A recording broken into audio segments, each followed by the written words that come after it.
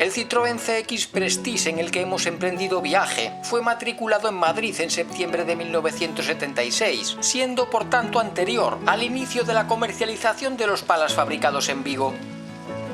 De esta versión con motor de carburación, conocida como techo plano, se fabricarían un total de 6.214 ejemplares, algo más de la mitad que de los 2.400 inyección, los más numerosos de esta saga.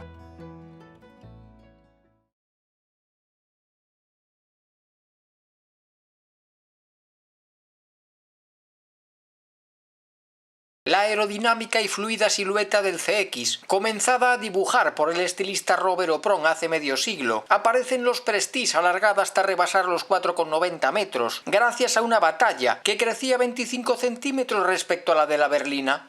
Aún así, la distancia entre ejes seguiría siendo inferior a la de los DSE y D, superando su imponente longitud la de estos por escasos 4 centímetros.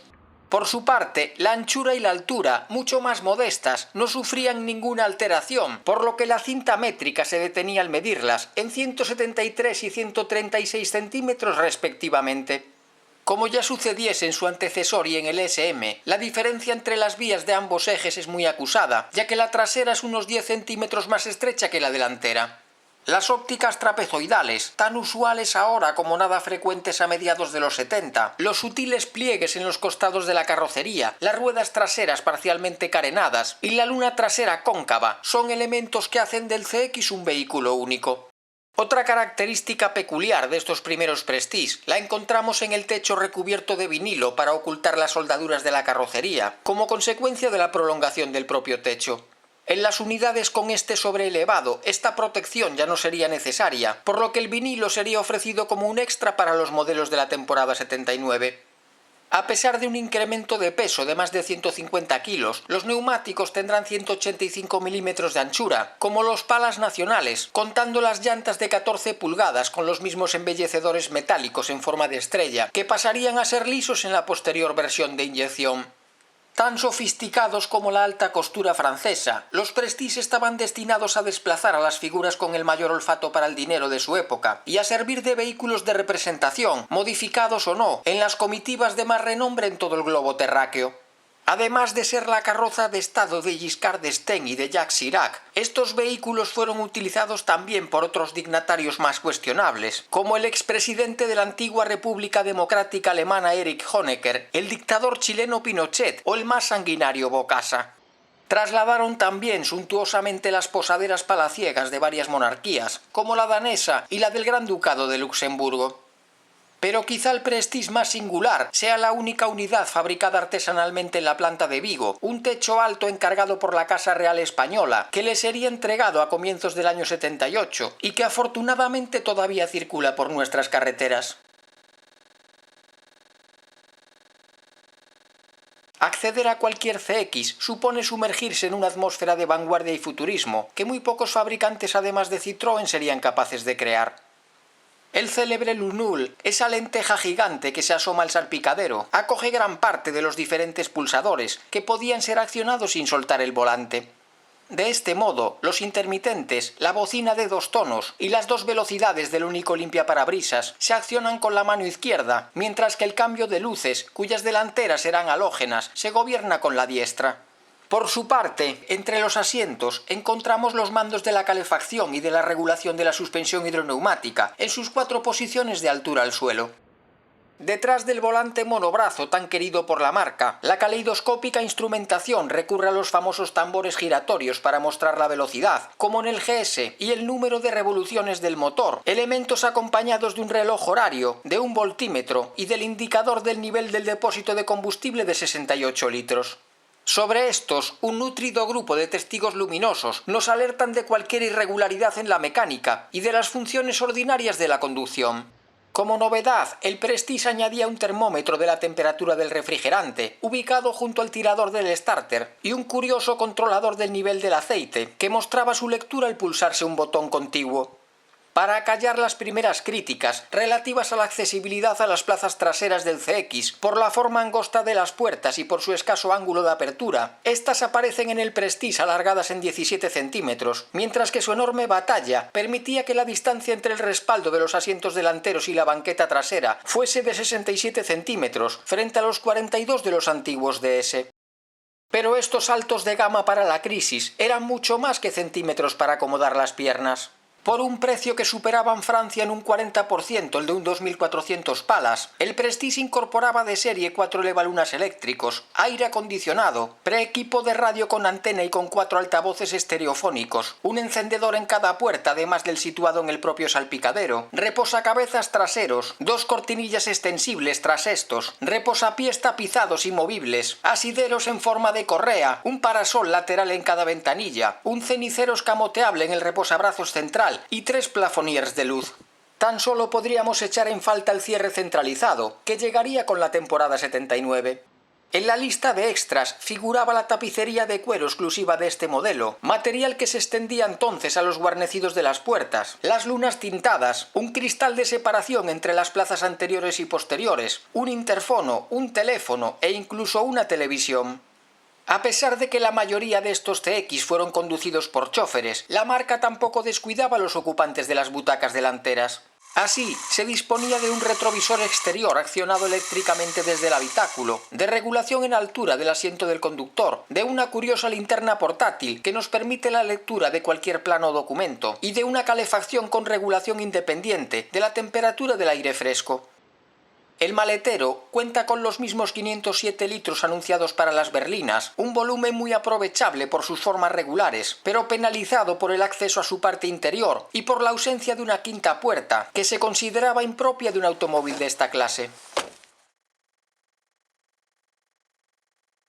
Ubicado transversalmente e inclinado 30 grados hacia adelante, nos encontramos bajo el capó a uno de los motores más longevos de la historia de la automoción, ya que tenía sus orígenes en el que equiparon los primeros Citroën de tracción delantera presentados a mediados de los años 30.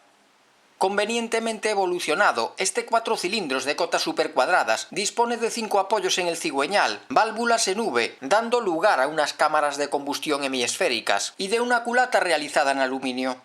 Lo que más desentona entre sus características constructivas es la presencia de un árbol de leva situado en el bloque, por mucho que se emplazase en su parte alta para reducir la longitud de las varillas. En el caso de estos primeros Prestige, este motor sería el mismo que equipaban los DS-23 desde 1972 y los CX 2400 palas fabricados en España. Sus 2.347 centímetros cúbicos lo convertían en uno de los 4 cilindros alimentados por gasolina de mayor cubicaje en sus días.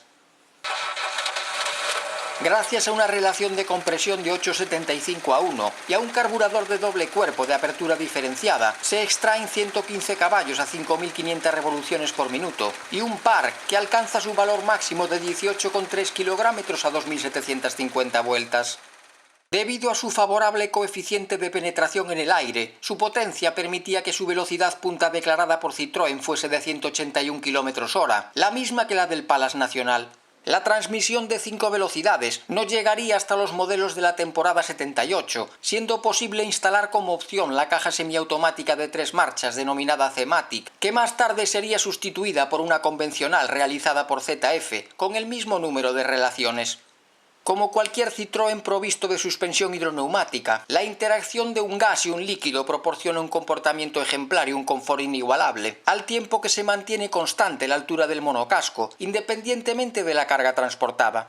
Pero además, para aislar la carrocería autoportante de ruidos y vibraciones, esta está anclada por medio de 16 Silent Blocks a 2 robustos largueros, unidos a su vez al subchasis delantero y al elemento tubular posterior. Al igual que el resto de CX, el Prestige dispone de frenos de disco en los 2 ejes, con los delanteros autoventilados y situados en las propias ruedas, a diferencia de los del DS que se instalaban a la salida del diferencial.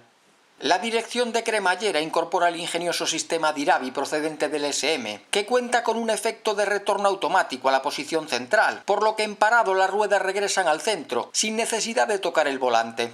Además, como los mecanismos actuales, la asistencia decrece conforme se aumenta la velocidad. Será muy directa, al necesitar en total únicamente 2 vueltas y media, frente a las 4 y media de los CX que carecían de la Diravi.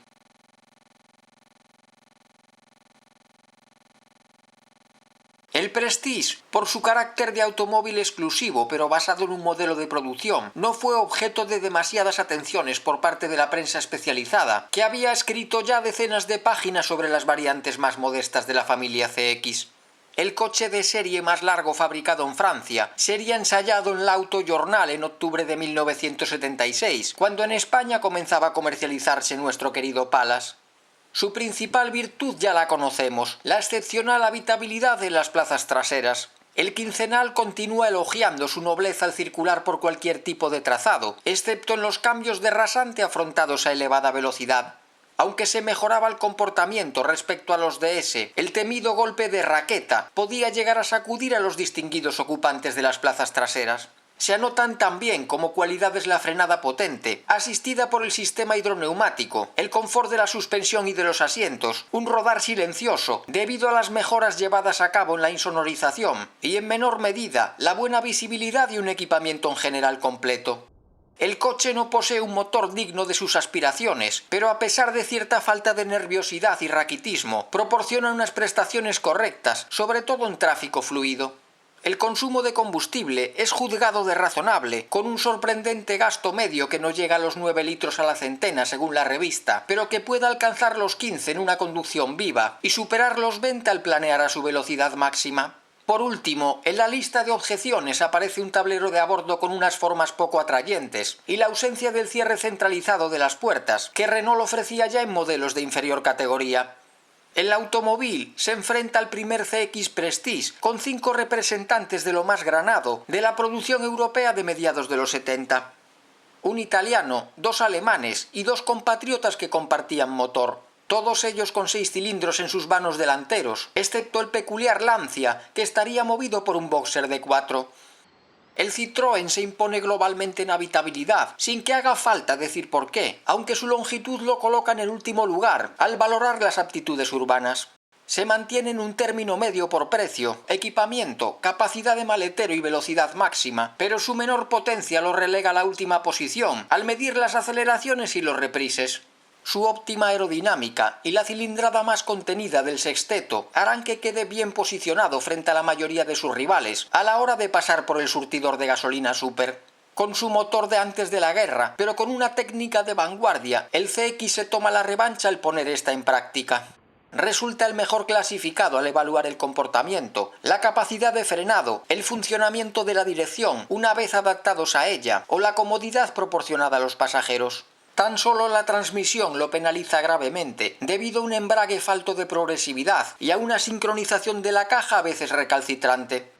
Aún así, en el cómputo general, el Prestige se alza con la victoria. En segunda posición se sitúa el Gamma, bien equipado y sobrio en el gasto de combustible, al ser el único dotado de 5 velocidades, mientras que la tercera plaza es para el Renault 30, el más compacto del grupo y el más práctico debido a su exclusiva quinta puerta. El cuarto puesto lo ocupa el BMW, el más prestacional al contar con 170 caballos y el de mejores facultades urbanas, siendo quinto el Peugeot 604, provisto del mayor maletero. Curiosamente, el más reciente Mercedes 123, único equipado con cambio automático, es el modelo que resulta peor valorado en este combate organizado por los periodistas franceses. La publicación imagina irónicamente el cliente tipo de cada coche, en una época en la que parece ser que solo los hombres conducían. El del Lancia es un individuo sin problemas, influenciado por el estilo italiano y que encuentra en su coche un cómplice. El del Renault 30 es un tipo práctico, de cualquier edad. El del BMW es un hombre fino y seductor, que sabe apreciar la potencia y la clase. El del Peugeot es un personaje razonable, que confía en el clasicismo de su Mercedes a la francesa, mientras que el propietario del verdadero Mercedes es un sujeto sin fantasía, que se muestra convencido de que lo caro es siempre el mejor seguro contra las preocupaciones. ¿Y el del Prestige? Pues es un hombre respetable, enamorado de la marca y de la sofisticación, que escoge este coche porque se parece a él. Espera plácidamente, además, el día en que Citroën fabrique un CX con piloto automático. La aparición del LN el mismo año que el CX Prestige podía ser premonitoria de un destino poco alentador para Citroën. Un Peugeot 104 con la insignia de los dos chevrones quizá dejaba entrever el fin de la creatividad desbordante asociada siempre a ellos. Afortunadamente, la esencia de la compañía se había preservado, lejos de los balances de resultados y de las atroces reducciones de costes. Esta vez no se ocultaron en un oscuro cajón. Los genes de la mejor Citroën rodaban ya por todo el planeta en un irrepetible tapiz volador que llegaba a rozar los 5 metros.